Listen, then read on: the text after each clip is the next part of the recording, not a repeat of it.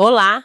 Hoje a gente vai mergulhar de cabeça no universo que, para muitos gestores e engenheiros no Brasil, é um desafio constante. A norma regulamentadora número 12, a famosa NR12. Famosa e às vezes temida, né? Exato. Estamos falando do grande manual de regras para a segurança no trabalho com máquinas e equipamentos. E assim, a gente precisa falar sobre isso porque os números não mentem. Acidentes com máquinas ainda são uma das principais causas de lesões graves, até fatalidades na indústria. A nossa missão aqui é ir um pouco além de um simples resumo das regras. Queremos entender a filosofia por trás da norma, descobrir como um gestor pode, na prática, transformar esse documento que é super denso em um ambiente de trabalho mais seguro e produtivo. Pois é. Vamos decifrar os pilares da NR12, principalmente a questão da capacitação, que é onde a segurança realmente ganha vida, né? Exato. E é importante quebrar um mito logo de cara. A NR12 não é só um manual para evitar multa, sabe? Ela é, na verdade, um guia de engenharia e gestão para criar sistemas de trabalho seguros.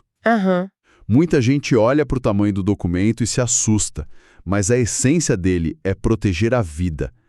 E essa proteção, segundo a norma, precisa cobrir a máquina inteira, desde o momento em que ela é projetada e fabricada. Desde o comecinho. Isso, passando por toda a sua vida útil na fábrica, instalação, operação, limpeza, manutenção, até o dia em que ela é desmontada e descartada. É uma visão, assim, de 360 graus. Ok, então vamos começar a desempacotar isso. Se a gente está pensando nesse ciclo de vida completo, qual é o ponto de partida? O que a NR12, assim, fundamentalmente estabelece? O ponto de partida é um princípio de proteção. A norma define as referências técnicas e as medidas que precisam ser adotadas para garantir a saúde e a integridade física de quem trabalha. Certo. E isso vale para quase tudo.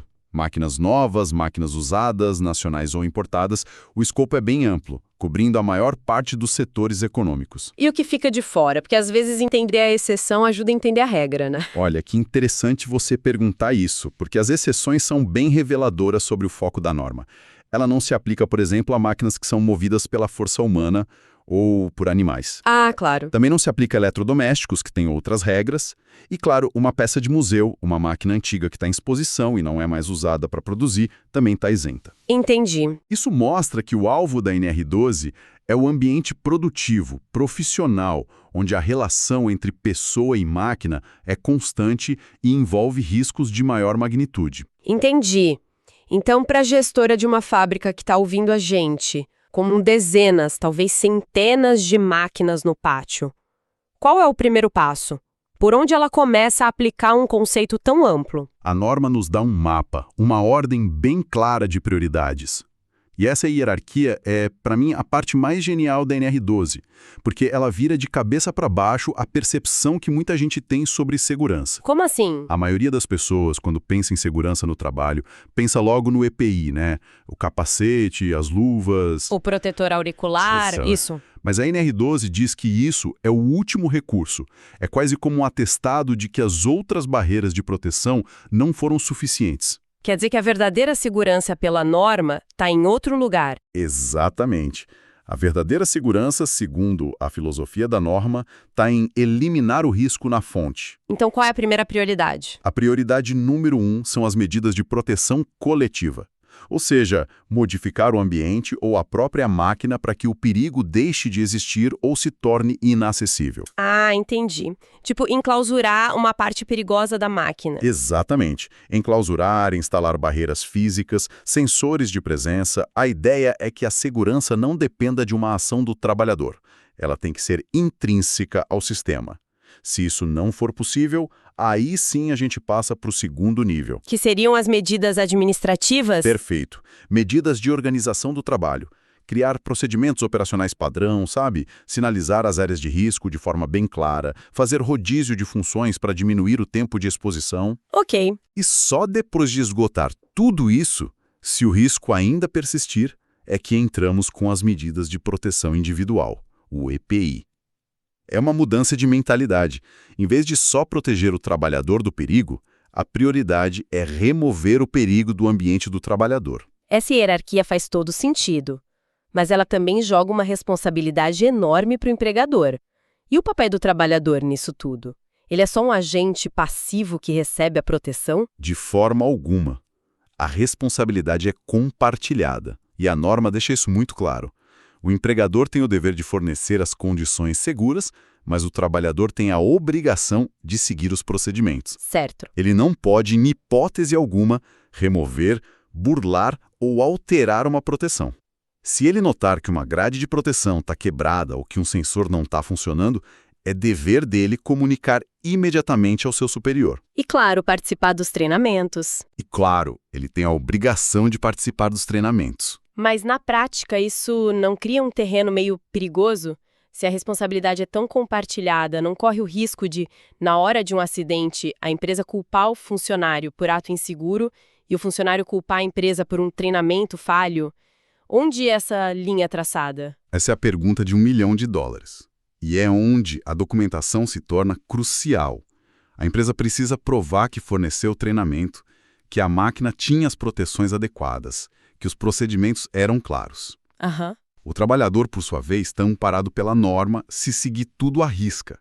A NR12 tenta criar um sistema onde a segurança não dependa da escolha individual de se arriscar ou não, sabe? A ideia é minimizar ao máximo o espaço para o jeitinho ou para o improviso, que são quase sempre a origem dos acidentes. Certo. Então, para um gestor que assumiu uma planta industrial e precisa fazer um diagnóstico, a norma serve como um guia. Vamos mergulhar nos aspectos mais práticos. Quais são esses pilares técnicos que transformam a filosofia em realidade no chão de fábrica? A gente pode pensar nisso como camadas de segurança. A primeira camada nem é a máquina em si, mas o ambiente ao redor dela. É o que a norma chama de arranjo físico e instalações. O urbanismo da fábrica. Isso, perfeito. O urbanismo da fábrica. As áreas de circulação precisam ser bem definidas, demarcadas e, o mais importante, estarem sempre livres. Nada de caixas ou ferramentas no caminho. Sei. A distância entre as máquinas precisa ser suficiente para que o operador trabalhe, faça a limpeza, a manutenção, sem ficar espremido. E algo que parece básico, mas evita acidentes graves. Máquinas que vibram ou podem tombar precisam estar firmemente fixadas no chão. Próxima. Imagino que a parte elétrica seja um ponto bem crítico. Crítico é pouco. Os riscos elétricos são silenciosos e fatais. A parte de instalações e dispositivos elétricos da norma é extremamente rigorosa. Imagino. Os circuitos precisam ser projetados para evitar choques, curtos-circuitos, incêndios. Isso significa aterrar todas as partes metálicas da máquina, os painéis elétricos devem ser trancados, sinalizados e só pessoal autorizado pode mexer. Tem um ponto na norma que eu acho muito interessante, que é a proibição de usar a chave geral para ligar e desligar a máquina no dia a dia. Por que essa regra existe? Boa pergunta, porque a chave geral, ou seccionadora, foi projetada para uma única função: cortar totalmente a energia da máquina por uma manutenção segura, garantindo que ela não ligue acidentalmente. Ah, não é um botão de liga-desliga. De jeito nenhum. Ela não foi feita para aguentar o liga-desliga constante da operação. Usá-la para isso causa um desgaste que pode levar a uma falha catastrófica. Para operar a máquina, existem os botões de partida e parada, que são projetados para isso. É um detalhe técnico, mas que mostra o nível de profundidade da norma, né? Total. Entendi. Já cuidamos do ambiente, dos riscos invisíveis da eletricidade, mas e os perigos óbvios? As partes que se movem, que prensam, que cortam? Como a norma lida com a proteção física direta? Aí a gente entra no coração da NR12, que são os sistemas de segurança. A regra de ouro é: toda zona de perigo precisa de um sistema de segurança. O mais comum são as proteções físicas, as barreiras. Certo. Existem as proteções fixas, que são aquelas grades ou chapas que só podem ser removidas com ferramentas. A ideia é que o operador não consiga tirá-las facilmente. E quando o operador precisa de acesso constante àquela área? Para colocar uma peça, por exemplo. Nesse caso, usamos as proteções móveis, que são como portões ou portas. E aqui vem a grande sacada da norma. Essas proteções móveis são inúteis se não estiverem conectadas a dispositivos de intertravamento. Intertravamento. É um nome técnico para um conceito simples, que todo mundo conhece do micro-ondas de casa. Se você abrir a porta, ele para de funcionar na hora. Ah, claro, faz todo sentido. O intertravamento na máquina industrial faz a mesma coisa. Se o operador abrir a porta de acesso à zona de perigo, o dispositivo manda um sinal elétrico que para imediatamente todos os movimentos perigosos. A máquina só volta a operar quando a porta for fechada de novo. Isso me parece algo que não pode ser feito de qualquer jeito, né? Não dá para um eletricista qualquer simplesmente instalar um sensor na porta. De jeito nenhum.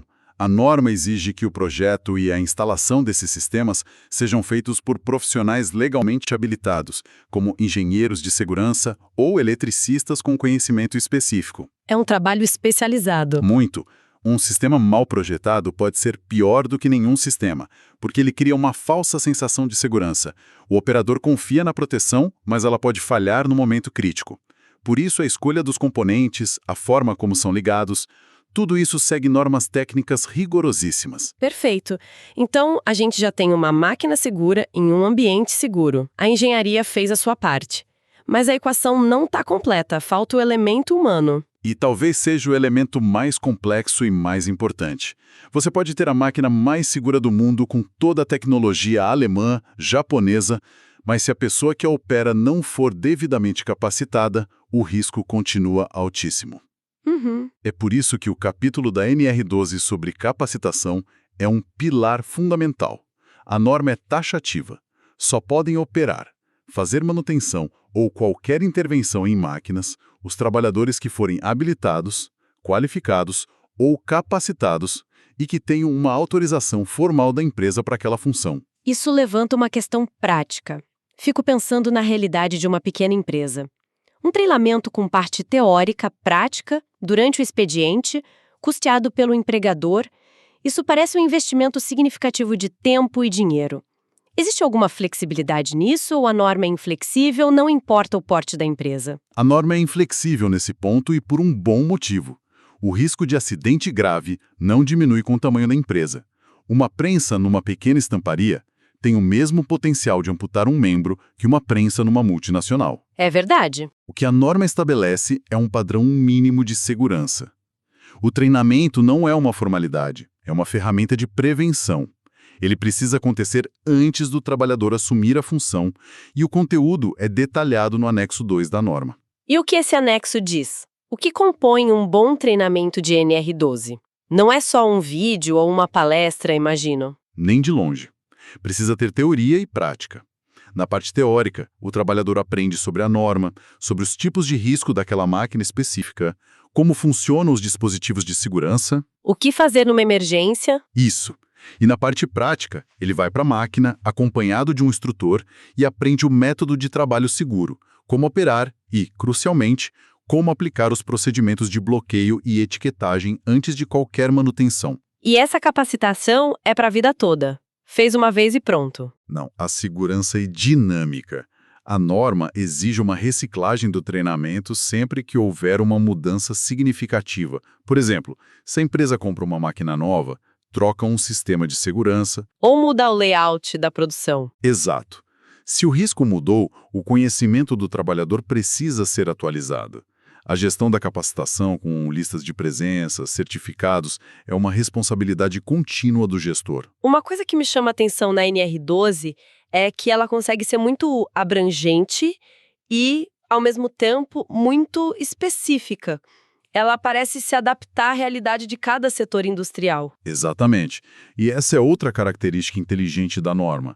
Ela tem um texto principal, com os princípios gerais que a gente está discutindo, e depois tem uma série de anexos que trazem regras específicas para certos tipos de máquinas ou setores. O que a torna muito mais prática. Muito mais. Pode nos dar alguns exemplos? Claro. O anexo 6, por exemplo, é dedicado a máquinas de panificação. Ele tem regras específicas para amassadeiras, cilindros, máquinas com riscos muito particulares de esmagamento. Entendi. Já o anexo 7 foca em máquinas para açougues e mercearias, como serras de fita e moedores de carne, que têm altíssimos riscos de corte. Temos o anexo 8, um dos mais conhecidos, que trata de prensas. E o anexo 11, que é fundamental para o agronegócio, cobrindo a segurança de tratores colheitadeiras. Que tem riscos completamente diferentes de uma fábrica. Totalmente diferentes. Essa estrutura de anexos mostra que a norma não é um tamanho único. Ela reconhece a diversidade da indústria brasileira. Isso reforça o papel do gestor e do engenheiro de não apenas ler o texto principal, mas de identificar quais anexos se aplicam ao seu negócio, né? Sem dúvida. A conformidade é um sistema de gestão. Não basta comprar a máquina adequada. O gestor precisa garantir que o manual, em português, esteja disponível. Precisa elaborar e implementar os procedimentos de trabalho seguro e precisa, como a gente já falou, gerenciar todo o ciclo de capacitação. É um trabalho contínuo. Então, se a gente fosse resumir a nossa análise de hoje, os pontos centrais seriam: a NR12 é mais que uma lista de regras, é uma filosofia de segurança que prioriza a eliminação do risco na fonte. Isso. Ela estabelece uma hierarquia clara, onde a proteção coletiva vem sempre antes da individual, e a responsabilidade é um tripé: engenharia segura, gestão presente e trabalhador capacitado e comprometido. Perfeito. E eu adicionaria uma camada final. Encarar a NR12 apenas como uma obrigação legal é uma visão limitada. As empresas que realmente se destacam em segurança são aquelas que a incorporam em sua cultura. Onde a segurança se torna um valor. Exato. Onde a segurança não é um departamento, mas um valor compartilhado por todos. A norma te dá a base técnica, o como fazer. Mas a segurança que realmente salva vidas acontece no dia a dia. Na conversa ao pé da máquina, na decisão de parar uma produção porque um dispositivo de segurança falhou. Isso é cultura de prevenção. Excelente. E para encerrar, fica aqui uma provocação que a própria norma nos faz. Um dos seus primeiros artigos diz que o projeto da máquina deve levar em conta a segurança desde a concepção. Isso é fundamental. Isso me deixa com uma pergunta para refletir. Quando um acidente acontece, a falha está no operador que cometeu um erro, na empresa que talvez não tenha treinado o suficiente, ou ela começou muito antes na prancheta do engenheiro que projetou a máquina? Onde a segurança realmente começa? Uma questão para se pensar, né?